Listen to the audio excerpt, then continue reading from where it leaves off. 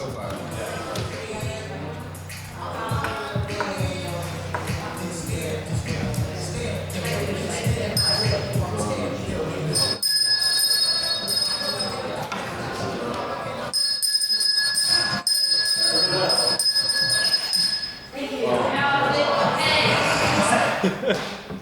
I'm too hungover for this. Now I'm introducing the president of the 177th session, Dan Benny.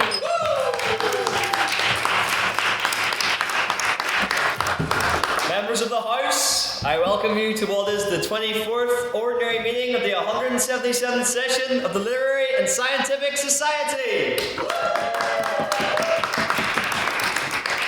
Now, last week we had our Dufferin competition. It was a very exciting competition. I'd like to give a round of applause again for our winners of the Shannon, which was Poe and Beth, and our winner of the Dufferin, Ash. And this week, on the run-up to Easter, we decided to crack on with some excellent activities during the week. On Monday, we had a lit talk with Sam McBride, the author of For and Against United Ireland, which was very interesting. Then on Tuesday, we had our Women's Subcommittee debate, where we debated childcare. There was a bit of a difference as to whether there should be universal childcare or not, but what we could all agree was that it was a very excellent debate. And then finally, yesterday, you tried to varying degrees of success to find me in Donda Esta Dhivyah, eventually finding me in our beloved Laveries. I'm pleased to say that from your donations, we've now raised over £300 for the Smartens, so well done. And that brings us to tonight's collaboration with the Law Society. But as always, first we have a cross-examination of our own kind with President's Questions. You can ask me anything your mind can come up with, but of course there are two caveats. No questions about my politics, and no questions about my sex life, or lack thereof. So, do we have any President's Questions in the house tonight? Yes, Flynn? Have you scared everyone off tonight or something? That is, I think they're still trying to find me in Donda Esta Dhivyah. I think half of them are at Laveries at the moment or something. Yes, Eóin. Regarding last night, how many bars had you? Was it from Laveries or was it from Post House? Were you actually in Post House when you got there, or what was? No, I wasn't in Post House at all. No, but you said you saw one. I was getting a drink there or something. Okay, so I may have used the power of deception, Eóin, to mess with your head. Actually, it wasn't really a social last night. It was all just an experiment to psychologically toy with you, and it worked. But yes, to give context, Eóin's group branched off to the right of the Lanyon and looked for us. Meanwhile, Mr. Ryan Hoey went straight to Laveries and found us straight away. And we were informed that Eóin was wearing a green trench coat, so I thought it'd be quite funny to tell him to come back in the DMs and then to compliment him on his green trench coat. And it worked. And we were also dressed up as old people. And after Eóin got to the correct pub, yes, Dhivyah knows because she saw us walking down the road. We were also dressed up as old people. And Eóin went to the correct pub eventually, where Bethany, Ryan and co were there. And they were having a game of pool with us. And Eóin thought, oh, that's weird, they've just decided to have an impromptu game of pool while they're still trying to find Daniel. And Bethany deserves an Oscar for her performance, because she then sent you to Town Square, upon which I thought it'd be quite funny, dressed as an old person, if I followed your group about until they realised who I was. So I was at the bar with you at Town Square, and then followed you to Empire, where I made direct eye contact with you and Phoebe walking down the stairs. Still didn't clock on, and then eventually, once you got to house, I stood behind Ari in the bar when I heard you crashing out going, where is he? He's lied. He wasn't in any of the pubs. And it took me asking Ari to take a photo of me and Ray for her to catch on. At which point Ari went, right, okay guys, I'm not stupid. And the shock on Eóin's face when he thought that Ari was just randomly verbally abusing some elderly person until you eventually clocked on it was me. So that was the story of last night's social. Any other President's Questions? Yes, you. I don't know if you saw, but Artemis 2 launched yesterday. So, in the spirit of that, what one thing would you like to launch into space, ideally to remain? Oh, one thing when I launch into space, to stay into space. Symbolically, I would launch a cream egg into space to show my support for cream eggs after the slander that they got at the Women's Subcommittee this Tuesday. Any other president's questions? Yes, Elizabeth? Who's your favourite famous Daniel? My favourite famous Daniel would have to be Daniel Craig. Not only because he's an amazing James Bond, but I love the Knives Out series. Any other president's questions? Yes, EJ? If you had to commit a crime that you knew you'd get away with, what crime would you commit? Oh, probably identity fraud of an old person, which I already got away with last night. Any other president's questions? Yes, Calvin? If you had to launch either yourself or everyone else on console into space, never to return, which would you choose? You can't pick and choose people from console, it's everyone else. Another question. Yeah, point of clarification, yeah. Do we all have to go together, or You know what? In 8 separate shuttles, I would send council to live in isolation. Any other president's questions? Or maybe forgetting the big one? Yes, Elizabeth? So for breakfast this morning, I had a massive gyro last night from the Sphinx, which Ray has very flattering photos of me trying to eat the massive gyro. But I didn't eat anything this morning. And my mum's sister phoned me, going, have you had breakfast yet? And I said, no, I haven't had breakfast. And she was really, really angry and said, you should eat a pastry, like I'm actually raging. So that inspired me to eat a croissant. Yeah, that one wasn't the best. And I know what you're thinking. Why is Daniel endorsing the French right now? Because I went to a patisserie then and I gave in to what my aunt was saying. And the man at the patisserie is from Marseille, he's called Peter. And he was really trying to get me to buy a French croissant. But I ended up buying a Belgian one instead because I did not give in to peer pressure. Any other president's questions? Yes, Josh? What is a gyro? It is a Greek food. It's like a kebab, but it's got chips, is the best way to describe I it. think of a gyro. Okay, a gyro, whatever pronunciation you wish. Yes. From my limited knowledge on Greek culture from that one lad's holiday in Calvas. Yes, Flynn? I need to correct our hit. It's a euro. It's gyro. It's like it's the G sound. It's gyro. Can someone type it up on Google to see what Google Translate says? Do we have any other president's questions? Yes, you? Assuming you are nearly blackout drunk, what is the go-to place for you for night out food? Oh, nights out food. The bar's very low. I actually went with DC to guacamole stone cold sober. So, when it comes to food, as you should have come to realise in the 24th Ordinary Meeting, my standards aren't very high. I'd say the best blackout drunk food would be, either guacamole or I'd say the Sphinx would be good, although I've never been to the Sphinx blackout drunk. Or alternatively, Elizabeth's house with the Dominoes. That's solid night out food as well. Any other president's questions? Yes, EJ? I can't remember if I've already asked this, but I can't ask you what your favourite food is. So what's your favourite paste? My favourite paste? It's just your food type. Nutella. That would be my favourite paste. Inspired by Ella walking in. Any other president's questions? Going once, going twice. Do we have a pronunciation of gyro or gyro? I think it's gyro. It doesn't really translate into Greek very well. Okay, we'll leave that one on a cliffhanger as we go into private members' business. So this is your chance as members of the House to get the rest of our members' opinions on anything you've seen in the news recently, anything of particular interest. So, do we have any private members' business in the House tonight? Yes, Mr. Black. Anyone got a charging cable at the bar? For an old iPhone? Even just the block, because I have the cable, I just don't have the way of plugging it in. Yeah, I have one. The real community spirit valorific shining through there. Any other pieces of private members' business? Yes, you. Yeah, I don't know if anyone else saw, but about an hour ago, the Attorney General of the United States, Pam Bondi, has just been fired by Donald Trump. I was just wondering what the House thought of this, especially given that the Dow is below 50,000 right now. Interesting. Do we have any thoughts on that? Yes, Eóin? I do hate to inform the House that as I was monitoring the situation on the BBC, It's the BBC report. Oh yeah, she's going to be like put into like a new position in the administration, so she's not vanquished yet. Just we're in phase 2 of whatever boss that is.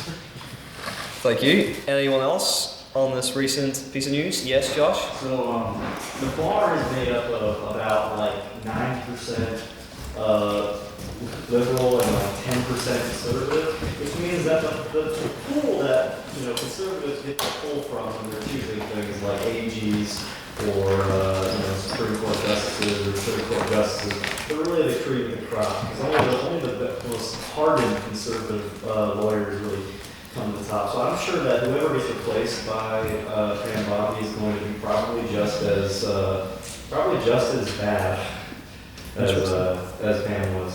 Thank you. Madam Vice President, did you have your hand up? You don't care if you've lost interest? Yes, Eóin? What? I thought you had your hand up as well. Am I seeing things? I've done too much method acting as an old person and I'm just imagining things. Any other pieces of private members' business in the house? Yes, EJ? Oh, I was just responding on Bondi still, my bad. Oh, go on ahead. No, I didn't know she was fired before now because before now I was in the Maclay writing this 4-minute masterpiece. But I'm glad to see her at least banished to the basement, if not entirely executed, which is good. I think that's a win there, is because you kind of see at least he's fired someone and now has to scrabble around for someone new. But who's really winning when the world's like this? So interesting. 4-minute masterpiece is actually my nickname for Becker as well. Yes, Eóin? Actually, as I immediately checked Wikipedia to see if it updated it, updated her like info box, and I noticed that the current now acting AG is the disputed librarian of Congress. There is a dispute over who, like, isn't this supposed to be the first administration in American history where they've had to use that line in the wiki text code to denote that a position in the bureaucracy is disputed. Interesting. Yeah, didn't know that. Any other pieces of private members' business? Yes, Elizabeth? I think this might be a bit too niche, but someone recently stole 413,000 Kit Kats. If that has any theories on what happened to them. Interesting. Anyone on the Kit Kat thief? Does that make them a Kit Kat burglar? Yes, EJ? sorry, I got a little hungry. You must have took a lot of breaks in the library then. Yeah. Do we have a hand up? I was just going to proclaim my own innocence. I was nowhere near the situation. I was scuba diving elsewhere. As we all know, I was nowhere near it at all. Hugh's cleared his name. Anyone else on this recent crime? Maybe that's the crime that I would commit if I could get away with it. Scuba To diving? answer. Yes. Yeah, we had a hand over there. Not anymore. Was there no hand over there anymore? Yes, Ella? Yes, go ahead.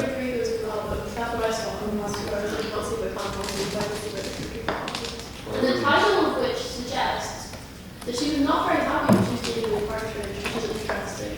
Probably another woman in purpose would be interesting to have up, so all of those ends. Olivia Rodrigo, yes, CJ? I only know Louis Partridge because I watched that FA movie he was in with Millie Bobby Brown, like the Enola Holmes. Yeah, like admittedly, like 16-year-old me was like, this is it, it's him. So that was my only impression of him before he started dating Olivia Rodrigo, which I was kind of like, good for them. But they're both like in their early 20s. It was never forever. And if one of them thought it was forever, that's probably unrealistic on their part. I feel like we have to remember that these celebrities are still just our age, rocking it in the public eye. So like, yeah, it's kind of inevitable, but at least we'll get a new album at some point. True. Any other points on that? Yes, Flynn? So the Kit Kat thing isn't an isolated case apparently. So in July 2023, a British man was sentenced to 18 months in jail for stealing 200,000 chocolate eggs. I wonder which chocolate eggs they stole. Yes, Elliot? How does one like transport? Is it pulling up with like lorries and loading them in? I've got logistical concerns. Thank you. Eóin? It's a very large stock. Yeah, CJ? I was going to say a boat or something. I don't know how you get the boat there, but once you had the boat, like, I feel like that could transport quite a lot. Like, maybe one of those, like, oil carriers. I feel like it could substantially fill quite a few eggs and Kit Kats.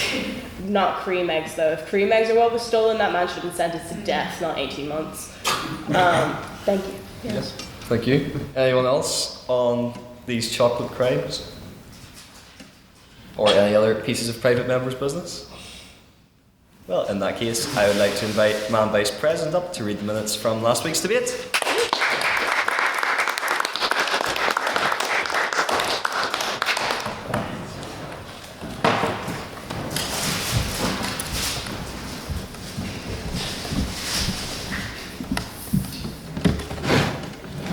Wonderful. So on Thursday, the 26th of April, the Queen's Literary and Scientific Society convened for the 23rd Ordinary Meeting of the Society for the 177th session. With the duffering competition, the motion was now revealed for the speakers to prepare their speeches in 15 minutes. The motion was, "This House as God would start over." With the motion revealed and speakers off to begin their 15-minute prep, the rest of the House started with President questions. Hugh Child asked, "What would you name an award if you could?" Of course, Daniel has already done this with the creation of the completely humble Dhivyah Cup. Ray Thien asked, "How would you compare Downpatrick and Banger?" due to Daniel's behest earlier in the day asking me to say that question because he thought the answer was so funny. Daniel responded, "Downpatrick has a statue and a hill, while Banger sounds dirty when you say the name Bang Her." Joshua Johnson asked, "How was the recovery after Conversazione?" Daniel said he shouted at Elizabeth. I personally don't remember doing that. And he got back home at 6 a.m. and slept until 9 a.m. Matthew Spratt asked if Daniel was aware he quoted the Bible in his Conversazione poem. Daniel said it was an unintended scripture plug. Flynn Nugent posed the question, if Larne and Bangor did not exist, what would be the worst town in Northern Ireland? Daniel said Cookstown because there's no good place to get scram. Jack Steele asked, have you ever been to Bangor? As well as adding the caveat that Daniel is now banned from the place. Daniel responded, yes, and the three best things are the Two Door Cinema Club, Jack Steele, and the road out of Bangor. Tom McCormack proposed a vote to determine that the Bangor that was being discussed should be a Bangor in Northern Ireland in order to not get it confused with the Welsh Bangor. With 7 votes for the proposition, 9 votes for the opposition, and 6 abstentions, the House voted to determine that the Bangor we were talking about was the one in Wales. Next, we moved on to private members' business. Ari McRae asked if anyone knew any good coastal walks other than Gross Bangor. Ella McMullen responded with the option of taking the Derry train to Castle Rock. Matthew Spratt further suggested the White Cliffs was over, which is in England, so not entirely very helpful. Ray Thien took a very long time to suggest Port Rush. Martin Craigs intervened to suggest that Ari or anyone should climb Mount Everest and then cycle back to Bangor. Someone as well proposed a vote to the House to abolish Wales. The vote was as follows, with 10 votes for the proposition, 7 votes for the opposition, and 4 abstentions. The proposition takes it, and the House voted to abolish the country of Wales. Now we started the debate. First proposition was Elliot Dickey. His aim is to create the perfect duffering debate. The problem is that it is practically impossible. If God's purpose is to create the perfect debate, then what is the purpose of God? First opposition was Eoin O'Neill. There's already been a case where God already started over and swore he never would again. Why do things being bad mean that things need to be destroyed or changed? There's lots of pain, childbirth, the DUP, and moving tables in McMorty. But as an all-powerful being, why would I go against God's own sacrifice? Urged to oppose because there's scriptural evidence that God would never do what was stated in the motion. Second proposition was Luke Coyle. Although we have ascribed God the qualities most associated with the deity, we have not stated which God they are. As God, we will create the perfect world. Humanity started out wonderfully, and look at what it has become. We could strip the ruin out of man. We cannot progress until we see a rock not as a weapon, but as a tool for building. We are God, not an investment banker, and we should not invest in the sunken fallacy cost. The second opposition was David Martin. In order to truly, lovingly engage with our creation, we can make small adjustments. As university students, we know how to start an essay. We write and we throw out again and again. We adapt to our flaws and push onwards towards perfection. Third proposition was E.J. Culleton. The world is like a terminally ill and violent chihuahua. We should take it to the vet and turn it into a hamburger. That's what Baker wrote. Humans started capitalism and dogged each other for gain. As it stands, humans have gone too far. A blank page is much better than, yeah, I know, is much better than one that has scribbles over it. Third opposition was Poe. What do we do with a beautiful story? The story of the Garden of Eden is problematic. It means you created an imperfect world in the first place and need to correct it now. Even if a perfect story is possible, it is boring. The imperfectionism of the world is what makes it interesting. Fourth proposition was Ashtar. What would this God want? What would he do? God is not an author, he's a sculptor who wants his creations to suffer for him. God may not think that humans are the most important thing. This human-centric approach ignores his other creations such as animals and the environment. God would like to see how he can improve his world for the better on the basis of past world scenarios. Fourth opposition was Bethlehem. If God isn't all-loving, then why does he care? If God can be perfect, then why is the world like this? Humans have to go through all the bad stuff in the world to get to where we are today.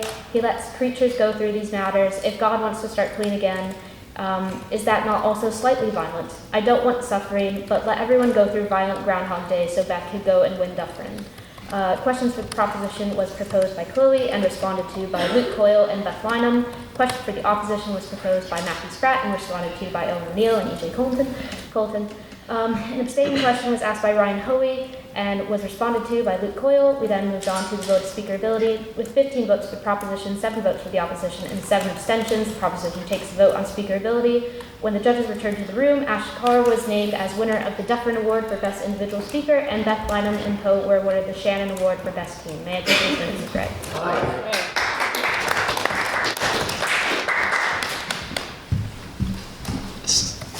Thank you for those minutes, and that brings us on to the spectacle of tonight, which is our debate. So before we start, I'd like to conduct the vote on prior opinions. This is just your opinion going into it. To remind you of the motion, it is this House would restrict the right to a jury trial. So can I have all those who agree with that statement and would like to vote for the proposition on the vote on prior opinion to raise their hands now, please?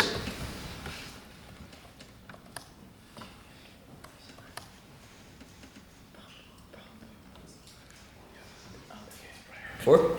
And can I have all those who disagree with that statement and wish to vote for the opposition on the vote in prior opinion to raise their hands now, please?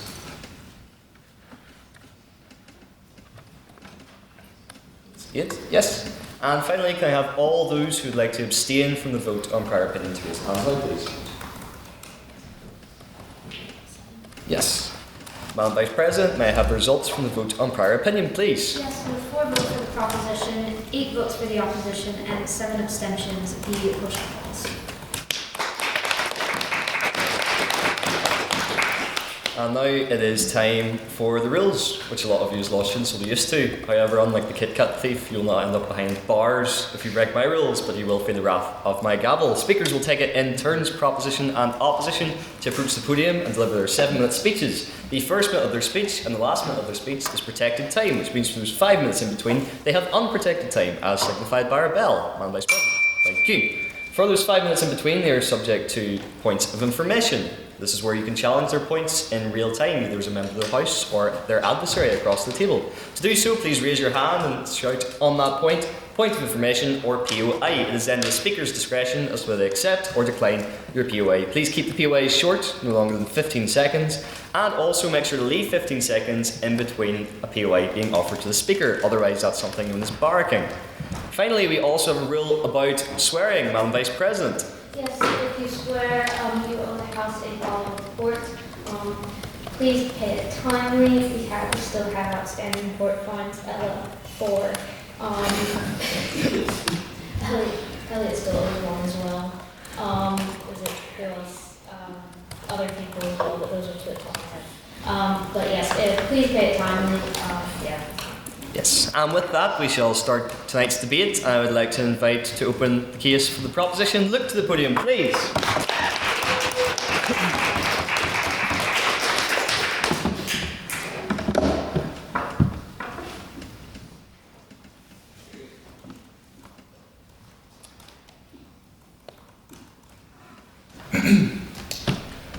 Well, ladies and gentlemen, gather round, for today your big brother has climbed down from his mountain, read boombox, to save you all from yourselves, or rather from your fellow man, who is nothing more than a barbarian in a blue suit seeking to stitch you up. Today your salvation has come, delivered beautifully in this wonderful motion. We seek restructuring and restriction in a sustainable and sensible way, and one which is currently present within our society. We seek to hold criminal cases to the same level as standard as civil ones currently, and indeed improve upon it by making juries available only on request in high stakes areas like harassment and tort, while keeping the more grave and specialised crime areas, and thus the more harrowing punishments, the strict preserve of our knights of the law, our judiciary. Now we must first bravely broach the first point, which is the deep personal biases present within all in society, including those called to a jury. Now, prejudice is an abhorrent thing, and it is time we recognise that this evil ingrains itself into our society and into man personally, as easily as breath finds its groove within our bodies. It takes years and decades to strip out this rot, and to no small amount of training. This is exactly the kind of specialised training that a judge has, that is so desperately needed to bring justice. Where we have seen jury trials, we have seen the massacre of the Lamb of Justice at the hands of prejudice. A jury trial can at times become less an exercise in law and more a snapshot of personal or cultural beliefs at the time. George Stinney was the youngest person ever sentenced. Sorry? Oh, I thought someone said something. I'm hearing things like you, Daniel. George Stinney was the youngest person ever to be sentenced to death. He was 14 years of age. He was done so, not on any concrete evidence, but because the jury detested the colour of his skin, because they had an accusation with which to hang him. The Central Park Five, caught in the maelstrom, yes? Can't judges be racist as well? We're not saying that one person has certainly more of an ability, but here's the thing. When we have judges, we have more of an ability to hold them to account for what they say, and they have more training in the area. We have the option of either sending one reasonably well-trained and equipped person or 15 into a room to decide someone's fate, and I think it's pretty intuitive which one we should choose, ladies and gentlemen. And the Central Park Five were also caught in that maelstrom of irrational hate. My friends, it's obvious that where there is a jury trial, the court becomes a popularity contest, where the price that you pay for losing is your life. Where we restrict the jury trial, it feels more weighty when it is invoked, and it may be more closely policed, because it is far easier to watch one gate and one avenue of approach for evil than it is to watch a thousand. And so too it shall be for jury trials, had when necessary and regulated thoroughly. And now it is time to cast our minds to another kind of cost, the kind of mental strain and certainly the difficulty that some people have with processing big areas of the law. Now note that the training of the judge is not only a sacrosanct vow to remove prejudices, which takes years and decades to achieve, or indeed remove oneself when that becomes impossible. It is also a decades-long exploration of the law and jurisprudence, which allows them to cut through hard cases armed with the gleaming machete of knowledge. Compared to them, we, the laymen, wield little more than an old shovel. But that's not necessarily a bad thing. We have other expertise, we have a unique knowledge of human life, and that serves us well in areas like harassment and other key cases, but that does not equal us or even equip us to deal with long and drawn out cases in areas such as finance law. I mean, ladies and gentlemen, could you imagine if me, Hugh, Elliot Dickey and Owen O'Neill sat around a table trying to determine if you paid your taxes on time? I'm 90% sure none of us have, I hope. Guys, I'm not the only one, am I? But finally, ladies and gentlemen, let's indulge in a bit of opium here. Let's indulge in a bit of BP and take a cross-border comparative. Now, there are other areas of the world, such as France or the Netherlands or India and China and Mexico, where we see the abolition of the strict regulation or the strict regulation of the jury system. Now, what we do not see is justice leaving these nations, for these things are not mutually exclusive.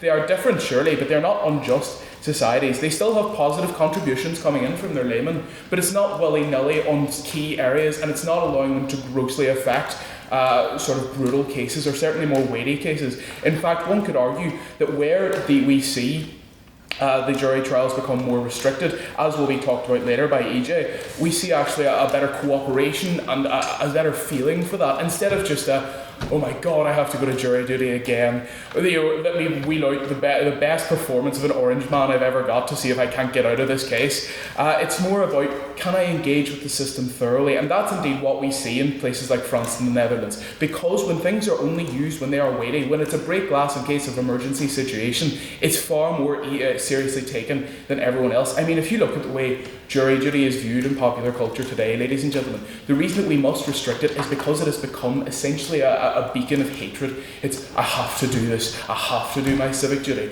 It should be a complete honour to give yourself to that system of justice. And the fact is, ladies and gentlemen, that where we have the kind of free reign of that system, where we have this willy-nilly use of 15 people going into a room and deciding a fate that they're not equipped to, and that they have personal biases that they cannot get rid of, we see both the doom of our justice system and the disparagement of civic duty. So in conclusion, ladies and gentlemen, today we extend... Yes?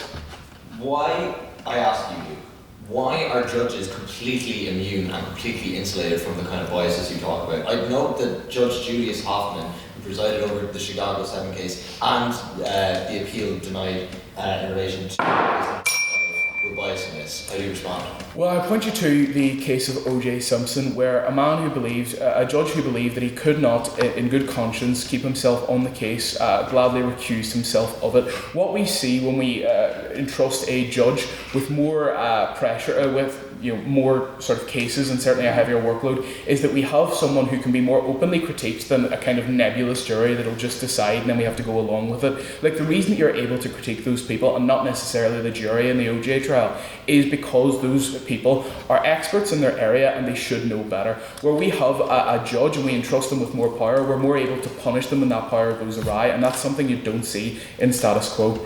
So in conclusion, ladies and gentlemen, today we extend the hand of allyship. We, your big siblings, know what's best, and we know it's not opening up the jury box to the untrained and the prejudice-ridden individuals to play about with your life, but it is entrusting the example of other nations and the expertise of our glorious scholarly warriors to guide you to a better tomorrow. Thank you.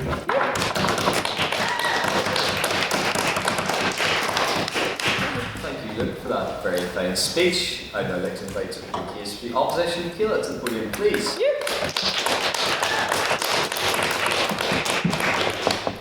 Can you imagine a world where you're being prosecuted for a serious crime and your fate is decided by one singular person?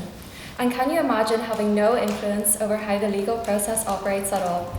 An already exclusive system discarding your views and standards entirely to enforce a process which is elitist and authoritarian in nature by restricting the right to a jury.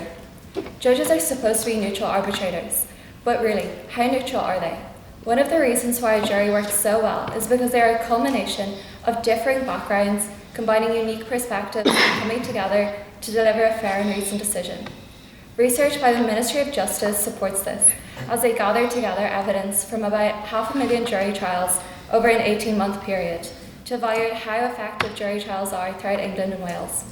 This research showed juries as fair, efficient, and effective in both prosecuting and non-prosecuting. Wouldn't you agree that 12 jurors sitting on a bench compared to one singular judge convicting someone of a crime would result in less mistakes or miscarriages of justice being made? It is the combining of various backgrounds and perspectives which make a jury so successful and a vital part of the legal system. Serious crimes often involve a person's moral compass being tested, which is why I believe that when one person is deciding on a case, this could lead to mistakes being made. The emotional weight on one person can be too much pressure. The issue is, we all have an unconscious bias. It's part of human nature. There is no one person in the world who cannot be swayed subconsciously by something because of their own experiences and belief system. This is supported by Dr. Aita Jor, who has carried out extensive research on cognitive bias within the legal system. On that point. So, would you rather entrust this to essentially 12 people who don't even understand that they have subconscious biases, rather than one judge who studied his whole life to try to remove them? I would argue that it is the people who are outside the legal system who are coming together to set the standards for society, who are outside the legal system and have that different perspective than someone who is making these decisions and still can have that unconscious bias and is making that decision like solely by themselves instead of having other ideas to bounce it off of. It is also nearly impossible to escape how your environment and background has shaped you. This might impact on the judicial decision-making process inadvertently, which is why the right to a jury is so vital. In the UK Supreme Court alone, the majority of justices are educated from Oxford, Cambridge, with there being a minority having gone to Edinburgh Law School. Also, only 2 of the 12 justices are women. Across Northern Ireland, most recent data from the Irish Judicial Studies Journal show 98.6% of judges were white and only 1.4% of ethnic minority. These overwhelming statistics and those who hold positions within the judiciary as lacking diversity is why restricting the right to a jury would be detrimental to our democratic society. As written by Paul Mendel from The Guardian, juries are one of the most democratic aspects of the Constitution. Therefore, restricting them would lead to a certain collapse of society. On that point? Yeah. There are plenty of democracies in Europe, like we heard from Luke, who have no jury system, and their democracies are working just fine, so society wouldn't actually collapse. Well, I would argue that in our country, as a nation, I think that the jury is a vital cornerstone of how we carry out the judicial process, and I think it is more effective in making decisions. I think our fundamental capacity for trust in the legal system would diminish and the courts would no longer have legitimacy. Our right to a fair and public hearing is enshrined under Article 6 of the Human Rights Act 1998, but our right could be negatively impacted if juries are restricted. Although a jury isn't explicitly mentioned under this article, I believe a jury is key to carrying out the fair, just and transparent administration of justice. Paul Mahoney wrote in the Judicial Studies Institute Journal that due process, the process by which ensures the judicial process is carried out fairly, is guaranteed by Article 6, where an individual is subject to a criminal charge. We most commonly see trial by juries for criminal charges because they act as a protective shield against discrimination. This ties into the principle of equality of arms, in which a defendant must have a reasonable opportunity of presenting his case to the court under conditions which do not place him at a substantial disadvantage. I believe that by restricting a person's right to a jury, this legal doctrine is undermined. Individuals who are being prosecuted wouldn't be given the opportunity or chance to make their case to the fullest extent without a jury present. The UK government has recently implemented measures to restrict the right of a jury, which has been strongly criticised by legal professionals across the nation. The government has said it has concerns over how a jury slows down the court process, but in reality, by getting rid of a jury, less than 2% of court time is being saved, as stated in research done by the Institute for Government. Barrister Claire Davies discusses how productivity gap actually widens where there is no jury, because courtrooms will go unused while a judge is deciding on their verdict.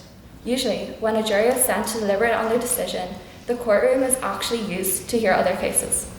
The logic of getting rid of a jury to lessen court time is irrational, hindering the legal process and used as an excuse by the government to refrain from addressing this lack of funding put into the legal sector.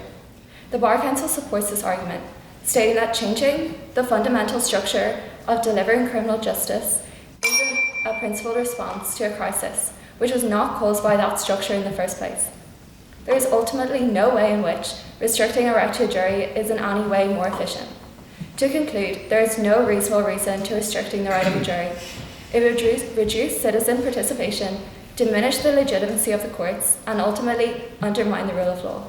Juries are essential for their diversity and influencing the standards to be upheld in society without the judiciary becoming an authoritarian branch of government where only one person is making decisions in serious criminal matters.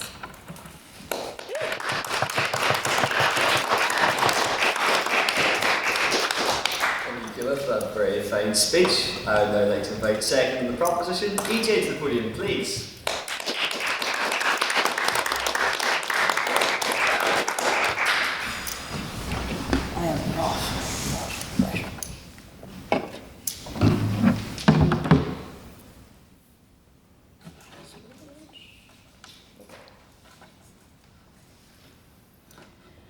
Legal-rific, illegal-rific doesn't work quite as well as it did in the book talk debate, but we're running with it anyways. As someone who dropped out of law after first year because Galway, they just make it a whole year of tort and contract, and to quote my aunt who is a solicitor, I have too much joy in my eyes to be in law, so politics it is. I am not legally qualified to be here, and with the home arrest anklet I have on, it's also illegal that I'm here. But don't worry about it. Cheap joke.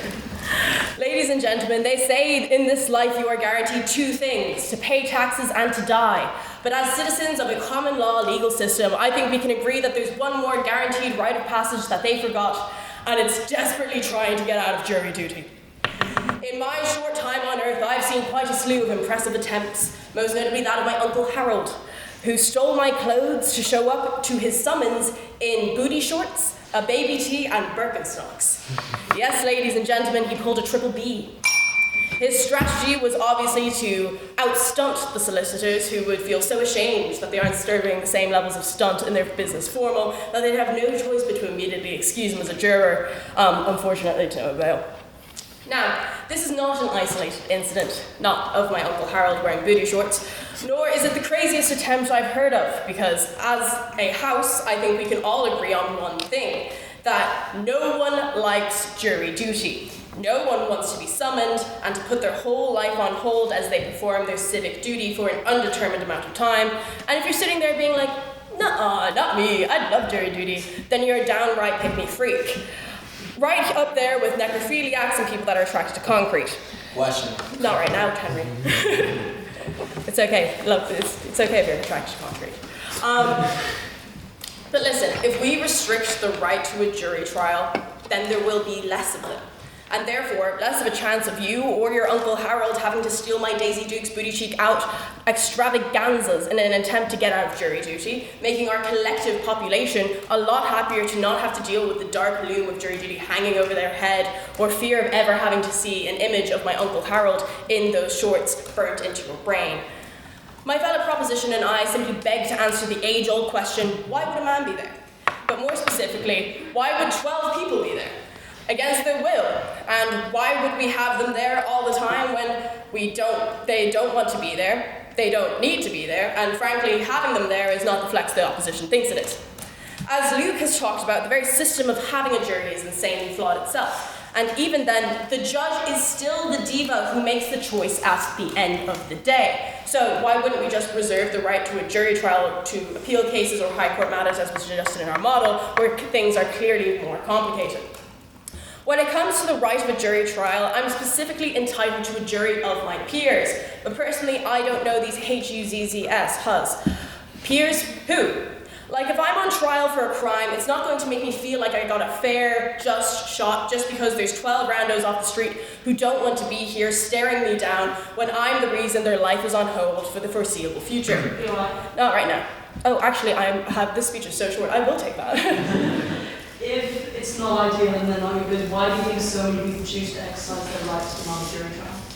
I think it's because it does slow it down quite a bit. Like, having a jury, you have to find the jury then. And so that naturally does give your public defenders some more time, like even if it is just 2%, it does give them more time to have a slightly better case, to prepare a little bit more. And also there's just like that extra like hurdle for the prosecution to have to leap over.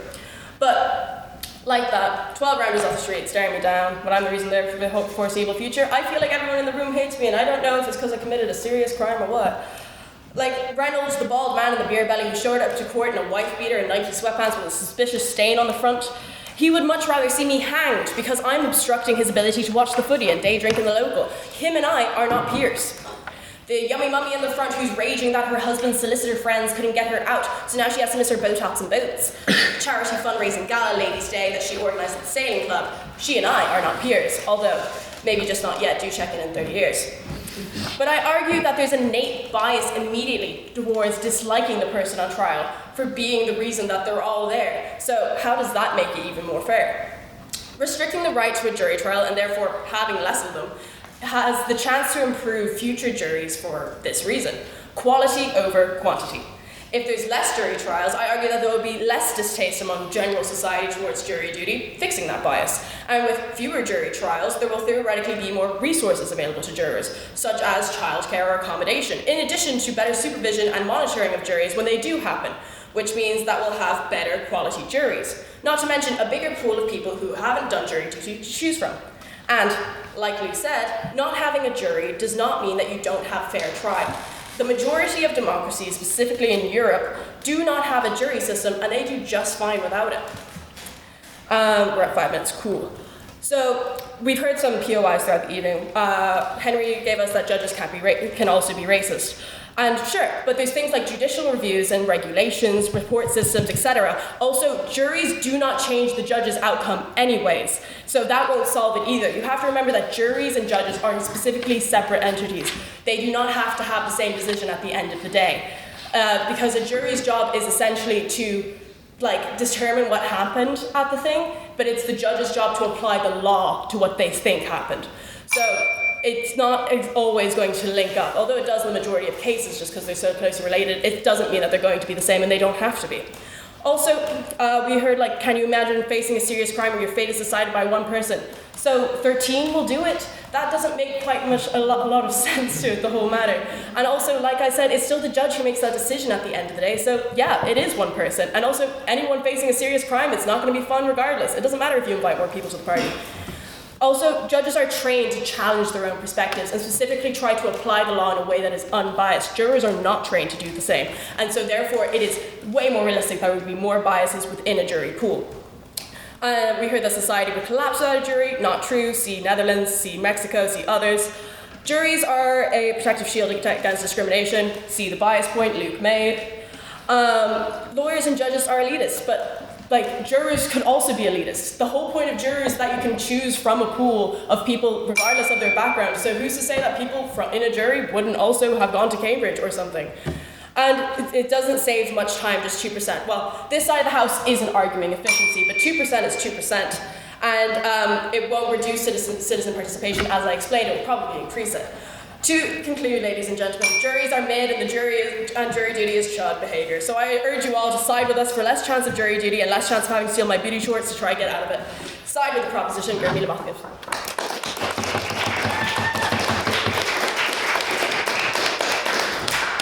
Thank you, Dhivyah, for that very fine speech. And now to continue the case for the opposition, I would like to invite one to the podium, please.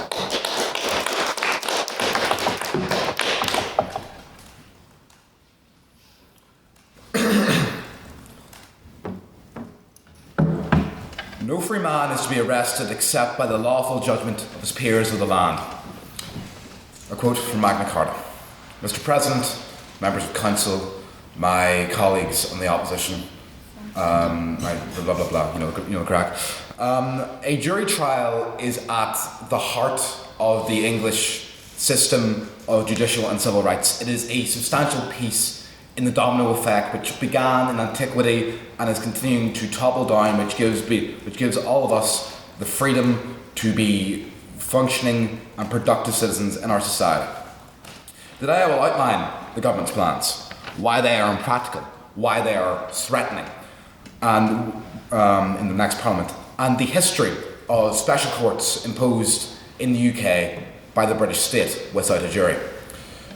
Mr. President, the Lord Chancellor and Secretary of State for Justice David Lammy announced last December that the Minister of Justice will be bringing in new swift courts in England and Wales to clear the backlog of cases that will need to be seen before a judge, which the Minister of Justice estimates will hit 100,000 by 2028. These swift courts, or Lammy courts, will act as a middle tier court between magistrate and crown courts that will generally see crime and punishment is about under 2 years. And as has been brought up before, and not Magna Carta, strangely enough, is that the Ministry of Justice is claiming this will save about 20% of time that would have been spent in Crown Courts. But the Institute of Government has, it's not 2-0, it's 2. That's figures falling almost as fast as my iPhone battery. Anyone thinking about voting for the proposition today must consider this. Would you sign away your civil liberties for an efficiency rate of 2%? And remember that 100,000 backlog? No, sorry. No? That 100,000 backlog by 2028, yeah, these reforms will not change that. It might change the quarter in which it happens, but it will still hit 100,000 by 2028. So, based on every opinion poll in the past 12 months in the United Kingdom, they have placed Reform UK in the lead, creating a very realistic chance that there will be a Reform-led government formed at the next UK election. We can see Reform as an echo of the other populist right parties across the world. Meloni in Italy, Erdogan in Turkey, Orban in Hungary for now, and the likes of Bardella in France, Pauline Hanson in Australia, Vital in Germany. We all see the same trends that Reform fits into, and it is an attack on the justice system. So why should we support the government's actions to set not only the precedent but the actual structure to attack the system of courts in the United Kingdom? Why would we potentially endanger the entire system when there is a very real possibility that there will be a populist right Prime Minister in Downing Street by 2029? And, Mr. President, I want to emphasise the fact that these reforms to the justice system that we are here to discuss today are only applying to England, Wales, Scotland and the 6 counties have justice devolved to them. And as it is Easter coming up, I do reflect highly at this stage in Irish history. Yes. You mentioned that there's a danger of populist overthrow. It's judges' jobs to interpret laws that are enforced by executives and Parliament or the Prime Minister and created by legislature. It's not their policy is not their domain. It's only interpretation. Well, my point in that regard is not that the judges will join this populist government. It's that the government can take action against those judges using these specific reforms as the precedent to begin attacking the system, as we saw previously in Italy with that failed referendum a few weeks ago. So back to Easter. An extremely important time in Irish history, and I reflect particularly on internment and the diplock courts that were set up in the north of Ireland. And it's a quite personal subject to myself. I mean, I've had family and neighbours that had to deal with that, had to deal with.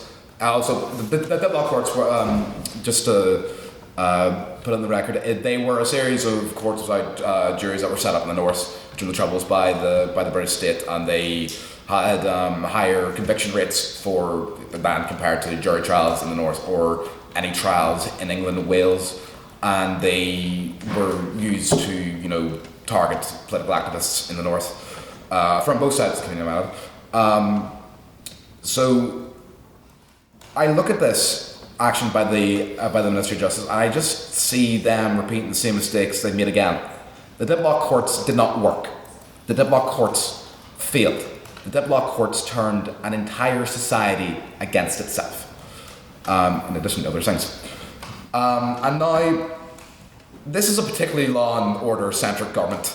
The Prime Minister's own background as a former director of public prosecutions, the adage smash the gangs, a generally inhumane policy of treatment towards asylum seekers.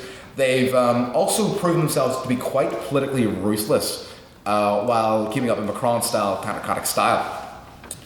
We also saw shortly after he became leader of the Labour Party, had his predecessor removed. This will be relevant in a minute, don't worry.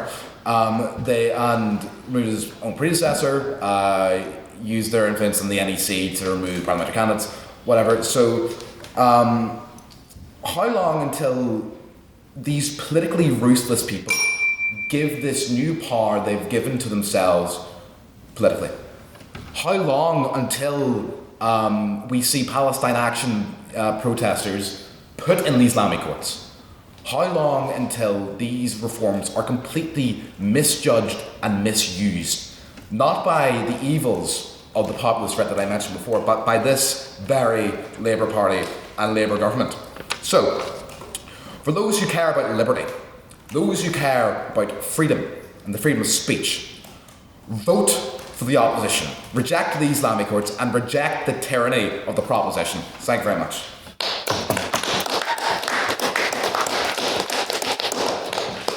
Thank you, Eóin, for that very fine speech. And now to close the case for the proposition, I'd like to invite Dhivyah to the podium, please.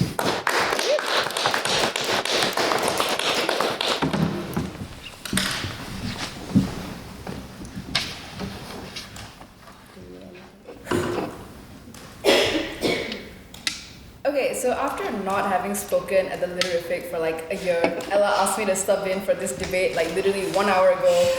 And honestly, being thrown into something important with zero preparation as an average person is ironically enough a great way to understand what it must be like to be on jury duty.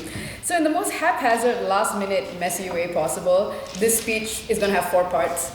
Firstly, I'll re-emphasize the context of debate. Secondly, I'll be rebutting each of Ops claims. I'll be pointing out the problems that exist in Ops world and how we solve each one. And finally, I'll talk about why we are overall just better. I know this sounds very boring and beepy, but honestly, guys, we're just gonna have to deal with it. I can't do this, okay? I can't do this chamber thing. I've tried. Okay. So firstly on context. So who exactly are the people involved? As you've probably heard time and time again, in a jury trial, jurors are a group of 12 average laymen who have no legal training and are responsible for deciding the facts of a case and ultimately delivering a verdict. They are guided by a judge on the law, and they deliberate privately and without oversight.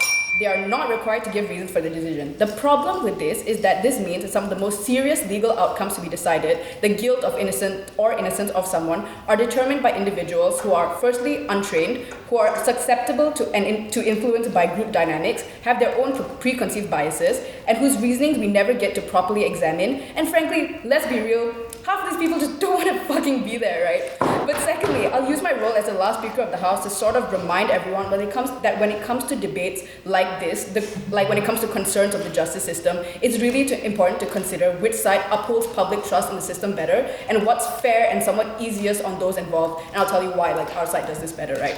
But firstly, on rebutting Ops points. I think based on the POIs coming from Henley, we can kind of gauge that one of the biggest points coming from Op is that judges can be racist, sexist, and have their own biases too, right? I think we have two responses to this. Firstly, sure, some may be, but judges are specially trained to not be swayed by emotional rhetoric, right? They are held to a higher level of professionalism, but even if that means nothing to you, Chair, you can be rest assured that a racist judge is more likely to be held accountable by the simple fact that he's legally required to write out and intricately explain his judgment that will be released to the public, and their professional reputation is directly tied to that. If his judgment is deemed unfit, there are judicial reviews, like what EJ said. If you potentially trust a potentially racist doctor to perform first aid on a minority person on the sole basis of their Hippocratic oath that they have taken, more than just some average random individual on the street, I think you can also buy this. But secondly, there are multiple ethnically diverse countries that have abolished jury trials. Malaysia's done this. Not gonna go into our legal problems on that, but Malaysia has done this, despite of course having their own inbuilt racial hierarchies and whatnot. Because of the concerns that juries are just more incompetent, they have been abolished on the sole concern that they are just not as functional and more incompetent, and these legal systems are obviously functioning perfectly fine. To some degree.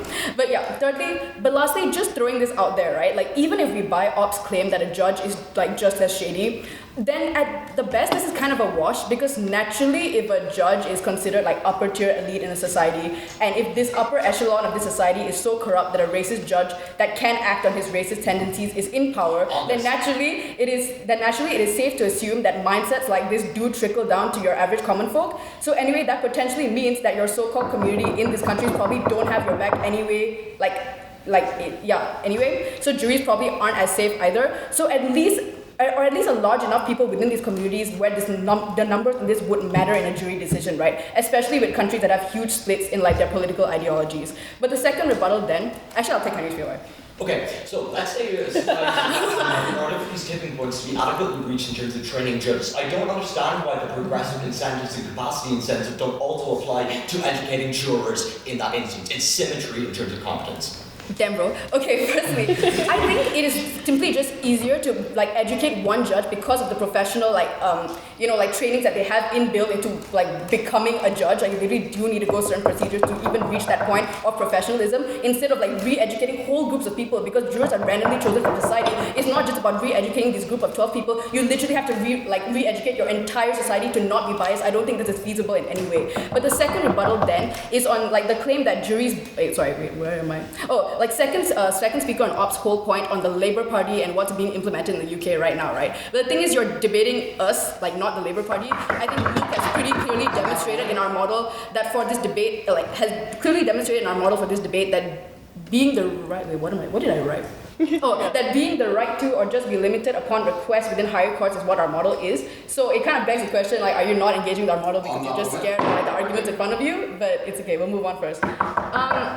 Okay, so now moving on to problems that exist within status quo and the problems that exist within a side ops case and why we come in and fix it, right? I think there are a number of problems that exist in opposition's case that obstruct the objectives that I listed out earlier in my speech about how you need to uphold public trust and stuff, right? Firstly, like the complexity overwhelms juries. Jury trials are long and expensive. Juries are easily swayed by external influences, and jury decisions create inconsistencies in the law. These are all the things that EJ and Luke like very brilliantly and very hilariously pointed out earlier in their speeches. But the whole thing about how complexity overwhelms juries, right? I think in a lot of like legal trials, you need a lot of like in-depth knowledge about things like accounting, corporate law, financial fraud, medical malpractice, which your average person just simply doesn't always understand, right? But the thing with this is that if these facts go over your head, you are still in a position where you need to make a decision that directly impacts someone's life. I think this is a problem. Judges are simply more equipped to do with this. So that's why we come in and fix this. We say that this is more fair. But secondly, on how jury trials and jury trials can just last weeks or months, right? And these delays just clog up the system and you end up slowing justice for everyone.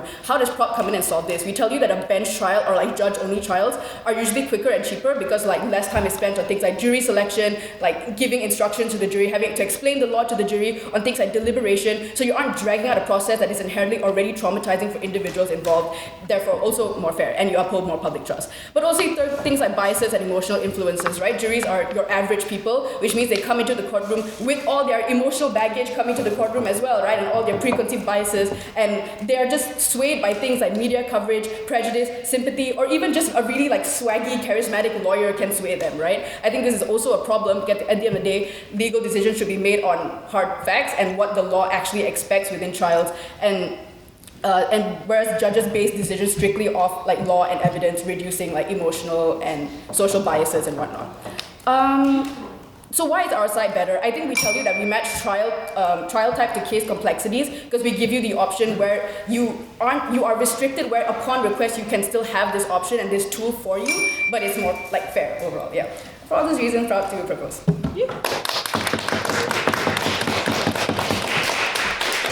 Dhivyah, for that very fine speech. Now, to close the case for the opposition and the debate as a whole, I would like to invite Henry to the podium, please.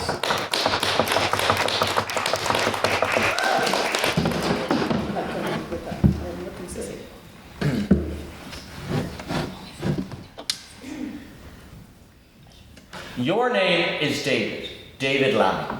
Your bathroom has a broken shower, your kitchen has a broken stove, your stairs have a broken step. You look around. What do you do? Do you A, fix the stove, B, fix everything, or the secret third option, C, do you nuke your living room? Ladies and gentlemen of the House, they have taken a gut, they have taken a gun, they have taken a match to the very covenant of justice and equality that underpins this system. I believe it was Patrick Stevens from the International Institute for Criminal Justice and Human Rights who said that this decision from Labour could be described as the following. The Chudus Maximus stinky aura of Labour is once again decided to geek out and leave populations who need representation the most left without answers. As I sat there, panically stringing together a speech in an empty room, listening to Juice by Lizzo on repeat, I look around. I saw Daniel be questioned by EJ, by Eóin, by Ella, by Calvin. They're talking, they're participating. They are active participants, not idle or foreign subjects. They are the able chefs, they are the attuned palates. They are the masterful directors and the educated audiences. They are both the sculptors and the seers. They are the process of discussion, of democracy, of humanity. Participation is the civic pillar that suspends with all its might the legitimacy of the criminal justice system. I am so proud to be the closing act this evening, and allow me to walk through a play. Enter Luke Coyle.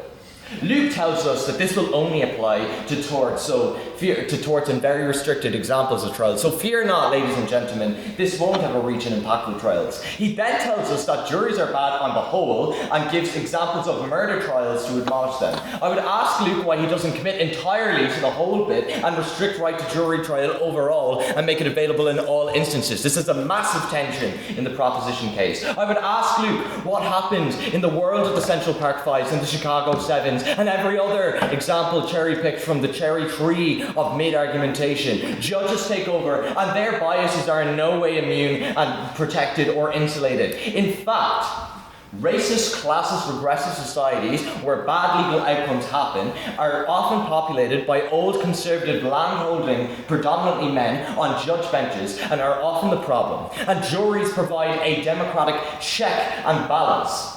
Have judges really studied their whole lives to remove these biases, or have they studied their whole lives in these non-regressive states to be a victim of these biases, to be an advocate of these biases, to let these systems and to let these legal operations conduct in the very constitutionally biased and ill-structured ways in which they do? Notice that we're not arguing for the elimination of judges. We are arguing for the balance of judges by a jury, right? This is not a debate about jury versus judge. This is a debate about judge and no one else versus jury and judge, right? We are the side of balance, they are the side of bananas. So, to move into EJ's speech, this is kind of mean, I don't know what I'm going to say, whatever. So, EJ said one true thing in her speech, and that's, I'm not legally qualified to be here. EJ's argument is that, people hate jury duty, so therefore jury bad. No one likes to vote, let's ditch that. Most kids hate school, let's have them fight in arenas instead of school day. Most people hate going to the doctors, let's stick it to the herbs in the Lemsip after we lose a leg in a car crash. Chat, like, what are we talking about? EJ also says quality over quantity. My simple response, guys, let's only give 10% of people human rights, but those guys will get really good rights, like super cool rights and super big houses and super amounts of wealth. And the other 90% it doesn't matter because we can give really good rights to this town. Sounds like a foolproof plan with no risks or problems whatsoever. Okay, to move on to Dhivyah, I was going to BP this for the gag, but I actually don't have time, so I'll try to be a bit more structured. 1. Education is important in of itself, i.e. this is an educating opportunity for these members of juries, for jurors to come in to learn about the civic systems, to learn about justice, to learn about right and wrong, to learn about guilt, to learn about innocence. Yeah. If you are a person in the dock, do you want your life to be the learning experience of someone else? Sure. Yes, I do. I do. I absolutely do. I want someone who is open-minded. I want someone who is able to adapt, because this comes into my second response, that juries necessarily can be swayed. I actually agree with that. They are flexible. Judges aren't, right? Judges historically have more entrenched biases because of the systems and the educations in which they receive, right? I note that I'm thinking predominantly of the cases of legal prosecution that they mention in non-progressive societies that are resultant from the fact that those structures in of themselves have problems. Like, the American Constitution was a deeply inequitable document up until very, very recently in history, and there was lots of very, very bad, very, very bigoted, very, very discriminatory case law that was held as gospel before Lady Hale came into the Supreme Court. So, my argument, which I have a minute and a half to make, is going to consist of two claims. Numero uno, the notion that this will speed up justice is empirically, statistically, and factually untrue. And numero dos, the jury is an essential supplier of democratic legitimacy to the criminal justice system, and without it, its authority wanes and hurts. The reason that there's this backlog is not because of juries, right? It's because of bad case progression, it's because of bad digital systems, it's because of poor transport of defendants and witnesses, it's because of bad resourcing, it's because of bad administration, right? This 2% statistic that they're talking about in of itself isn't even proven, right? And the problem is when you get rid of juries, the Labour government, or whoever government, I get we're not debating Labour, the EJ Luke Dhivyah government are going to walk around and go, hoorah, we made this so much more efficient, and you get this faux pas completionist effect, and then you don't have this incentive to scrutinise and be like, we didn't actually fix the problem at all. 2, the justice system is built for people, by people. If you remove the right of groups, like disadvantaged communities, like people of colour, like women, who, through no fault of their own, have been systemically denied from getting involved, from becoming judges, from becoming lawyers, from becoming advocates. If you remove their right to be a member of a peer-to-peer randomly selected system, they can no longer have that buy-in for participating in the legal frame. We call it a right for a reason. Do not shut the door on representation. Do not shut the door on equity. Do not shut the door on civic duty. Shut the door on a government, on a plan, on a proposition that have no interest in equity and no interest in problem solving. Thank you.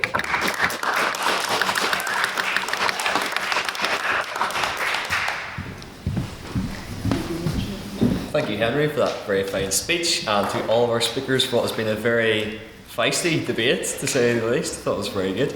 It is now time, however, for questions. You're not quite out of the woods or off to the woodworkers yet. This is your own time to be in the docks, because you will be subject to questions from our audience. First of all, do we have any questions for the proposition? Yes, Josh.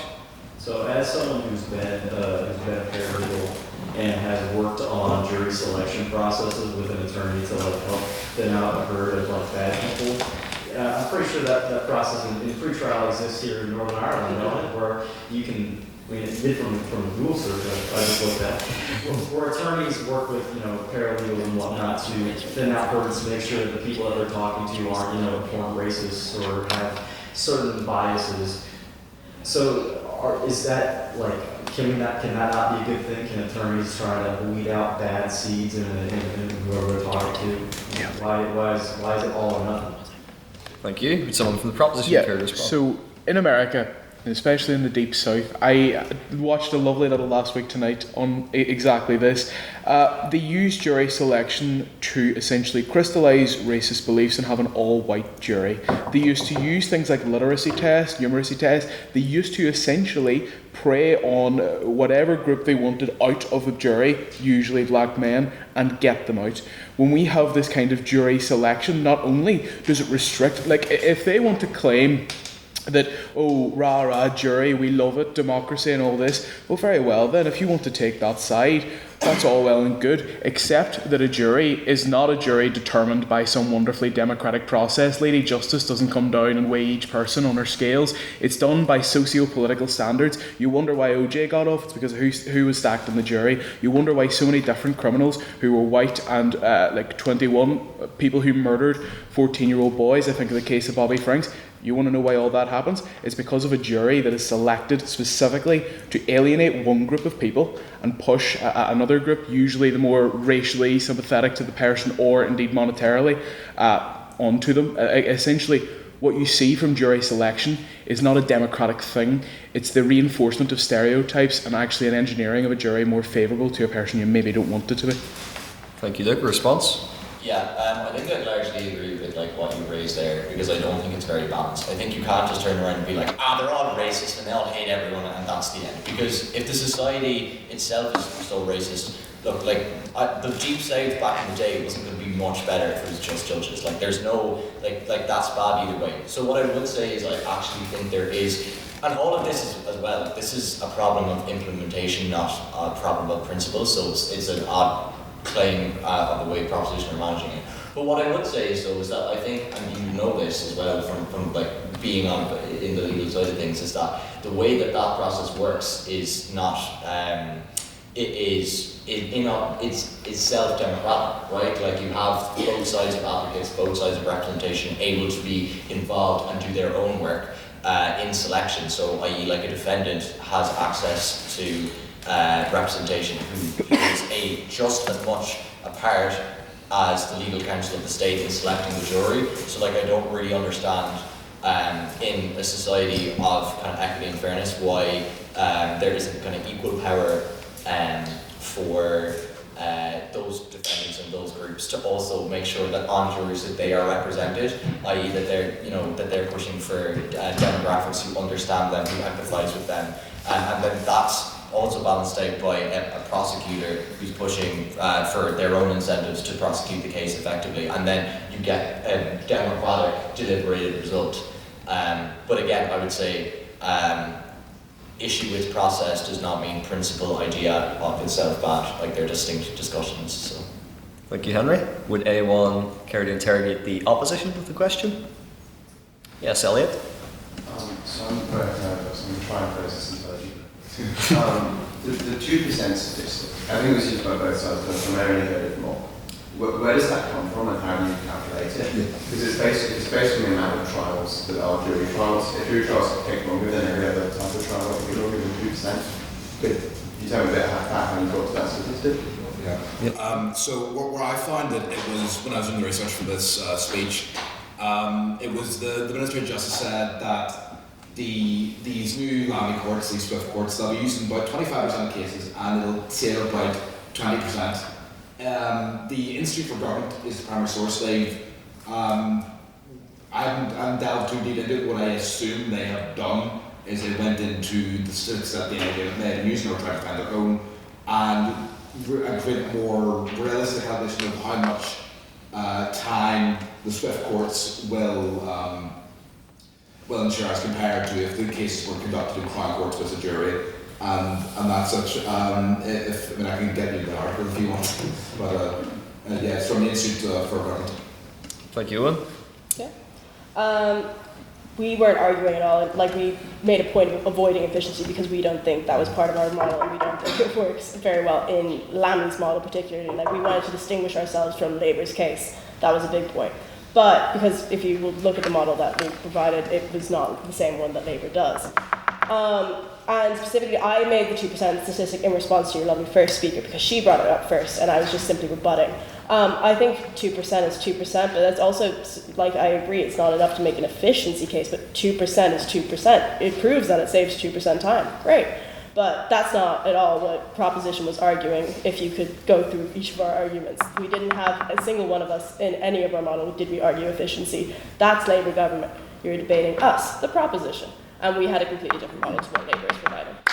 Thank you, EJ. I'll take one more question for either side if we have it. So any Proposition questions? Yes, Hugh? Okay. Luke, you actually spoke on professionalism of judges quite heavily, especially in terms of answerability. You claimed that judges would be more answerable than juries. However, I think you failed to acknowledge the fact that quite a lot of the time with judicial answerability, there is none, especially if you get to higher and higher ranked courts, especially the Supreme Court of the United Kingdom, where there's no answerability, and in fact people are specifically sought out because of their extremism, not in spite of it. So I think you've encountered a fundamental problem, which is you've confused the Americans with the UK, and that's a very bad decision to make. The Judicial Appointments Committee in the UK essentially weeds out people on extremism and appoints people via merit, so I don't understand your argument there. The maxim that there is absolutely no judicial accountability is, of course, a farce. People can still be removed from the judicial post. Note what Henry said. Henry was able to name the two justices who perpetrated the Central Park Five and was it... I can't remember the other one. Yeah, he was able to name both of them. Could you tell me a single juror's name in the OJ trials? We don't learn about the crimes of the jury because we all automatically sweep it under the rug of, well, sure, it was democratic, this, that and the other. No, if someone commits a wrong, there should be one person that we are able to hold to account. When you have a jury, you lose the ability to even cite one person who committed the wrong. That's the way I think of it. Thank you, Luke. Rebuttal from Henry. Look, I know we weren't that real, but you have to be a bit real as well. Jurors get dismissed all the time in trial. Come on, let's be so real. Jurors, there's huge accountability mechanisms for jurors. If you get selected for jury duty, you can't just kill everyone for a few weeks. Do you know what I mean? There is, and within the trial as well, you can't lie, you can't pressure, you can't talk to fellow jurors outside of the approved hours. You can't engage with the media on the case, and that is really, really strictly enforced. And as strictly, this is what I mean of any argument you make about a judge or whatever, there is an equal insulation from that harm for the jurors. This ultimately is a debate about principle, and are you taking legal education itself as the only administrator of justice, or are you complementing the legal competency which you talk about with democratic oversight? We are talking balance, you are talking about one entity and one entity only, and I think that's the difference, and that's why I agree with you. Thank you, Henry. Do we have another question for the opposition? Yes, Gabe. Yeah, so I think the opposition used a lot of words like civil liberties, rights, and indeed, I think the first speech talked about the Article 6 ECHR, right to a fair trial. Given that, would they consider the fact that the right to a fair trial might not necessarily entail a right to a jury in the way that we have done for, say, summary trials and magistrates in trials? Thank you. A response from the opposition? Even though the right to a jury isn't enshrined under Article 6, I think it's important for citizen participation and upholding the rule of law because it is such a fundamental part of our Constitution to have a jury and it's part of the legal process. Thank you, Kíla. A response from the proposition? Okay, evil Tory time. Well, as we are in the country of the Leviathan, I'm going to bust out Thomas Hobbes. It's happening. You have no rights. The Leviathan has everything. You have to yield to the criminal justice Leviathan. Heather, whatever that emote was, I don't want to see it again. Ultimately, ladies and gentlemen, you have to couch yourself in the society which we currently live in, and very obviously, we've heard a lot about democratic accountability. The reason that the justice system exists is not an agora for punishment. It is to punish. The only way that you have that system is a system and a person strong enough to wield it, the Leviathan. That doesn't mean you incorporate all this wishy-washy democratic accountability stuff. That means that you have one strong voice speaking out always. I want to throw up now, but that's my response. Thank you, Luke. And finally, we will have an abstaining question. So this is a question put evenly to both the proposition and the opposition. If your question starts with, well, this one applies more to the opposition, or this one applies more to the proposition, you give me no choice but to act as judge, jury, and executioner and violate the Offences Against the Person Act with my gavel. So, do we have any abstaining questions in the House tonight? Perhaps the threat of the gavel has scared you. Would anyone care to hazard an abstaining question in that case? Yes, Chloe. If juries can be influenced by emotion, bias, and confidence, how can we be confident that their decisions are actually fair? Thank you. A response from the proposition first. You absolutely can't. I mean, obviously I've talked about this. It's a symptom of both your personal preferences and the cultural preferences of the time. What you see from a jury may not necessarily be what the law dictates they must say, but it will be what their personal sympathies say. You have this group of people who will decide not based on their skill within law. You can immediately discount any kind of experience or ability there. But it will be a decision made almost totally on what they were taught and what they were reared in their kind of cultural days to kind of agree with. So fairness goes out the window the moment you yield to kind of contemporary thinking and morality.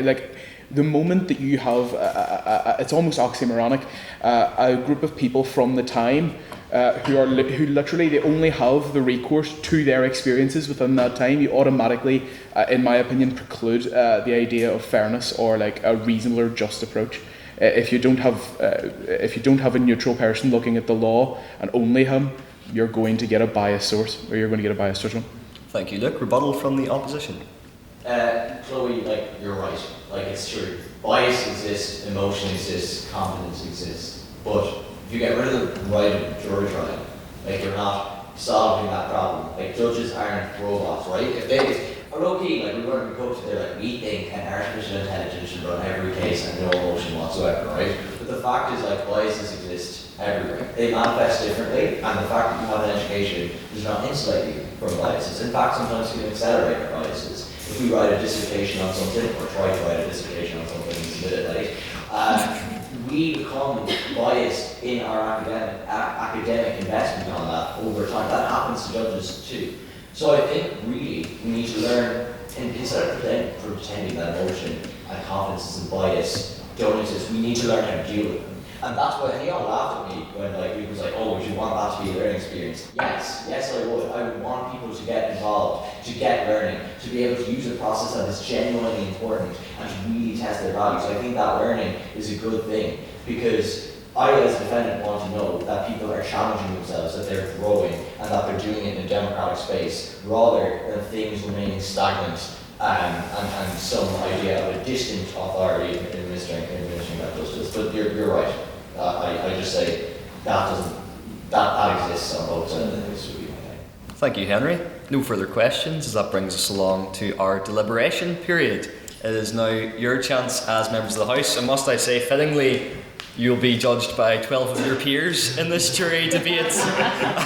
But it is your chance as members of the House to decide which side you thought spoke best on our vote on speaker ability. This is not what you personally agree with, this is which side you thought spoke better in the metrics of presentation, rhetoric, argument, teamwork and engagement. So, can I have all those who'd like to vote for the proposition for the vote on speaker ability raise their hands now, please?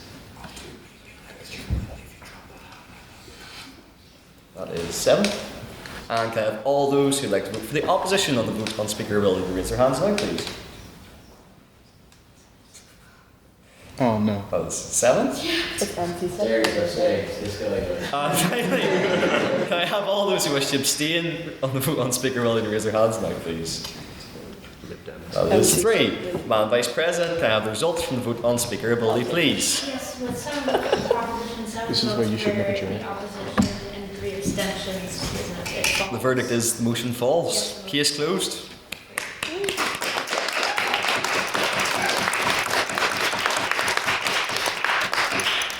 And finally, before we all head to Lavery's, I'm going to open the floor to council announcements. So members of council, if we have any announcements coming up. Now, Ella's not here, but after a jam-packed last 4 weeks, we're going to have a bit of a break until our next debate on Thursday, which will be This House Would Separate Religion from Politics, so make sure to come along to that. Will be a very entertaining debate. Beforehand, we also have our EGM, and the deadlines for nominations and amendments are closed. We have now decided the amendments which will be put forward and updated on our website accordingly, but that'll be taking place at 5 p.m. to decide who will be the future events officer and vice president going into the 178th session.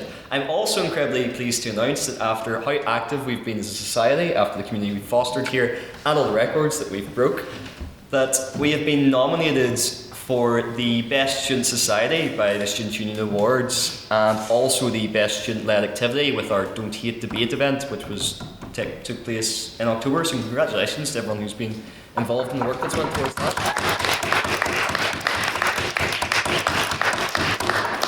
And to celebrate, as always, we will be going down to Lavery's. So I will see the rest of you at Lavery's if I get speakers to the front and council to stay behind to set up the room. And I'm proud to call this meeting adjourned. Going to Glasgow. I cannot go to Glasgow. Yeah, I saw you were saying I can't go to Lavery's. I was about to. I can. I was about to break. I can. Ask me what's in my bag. I don't think my community delivery was quite the same today.